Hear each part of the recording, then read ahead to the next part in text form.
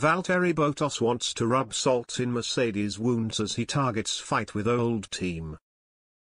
F1's Valtteri Bottas is determined to beat Mercedes this season. The Finn left the Silver Arrows following the conclusion of the 2021 campaign after 5 years. He signed for Alfa Romeo ahead of this season and finished 5th in Bahrain, before an unfortunate retirement in Saudi Arabia. The 32-year-old has gone from playing second fiddle to F1 legend Lewis Hamilton at Mercedes to being the leader and at the forefront of what Alfa Romeo hope is a new era for the team. Bottas is keen to hit the ground running and believes his team have what it takes to give his former employers a run for their money.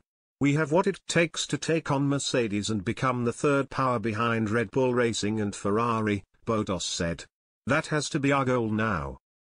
The driver out-qualified his Mercedes replacement George Russell in Bahrain, before doing the same to his former teammate in Saudi Arabia. His new chief engineer Xavier Pujola is very impressed with the application shown by his newest acquisition. "It's not just his speed," he told Speedweek.com. "It's mainly his attitude. He radiates so much positivity that the whole team gets involved." Speaking about his former team over the Saudi Arabia Grand Prix weekend, Bottas admitted he was surprised to see Mercedes struggling.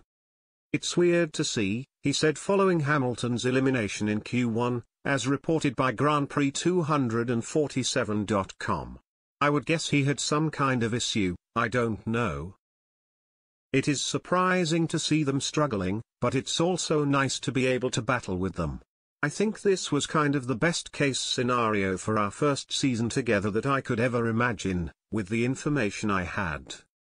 Bottas was disappointed to encounter problems of his own in Jeddah, but is keen to bounce back strong on April 10, when F1 returns to Australia for the first time since 2019.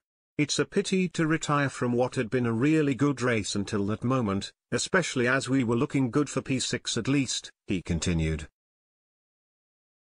The engine temperatures kept rising. "We need to investigate what caused that, but we had to pull the car out as we didn't want to lose the engine. It's how racing goes. We now need to make sure we solve whatever issue it was and move on." Looking at the positives, the car is really good. "We made another step forward from the previous race, even in the starts.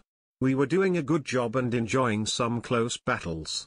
Now let's make sure we get back to scoring in Australia."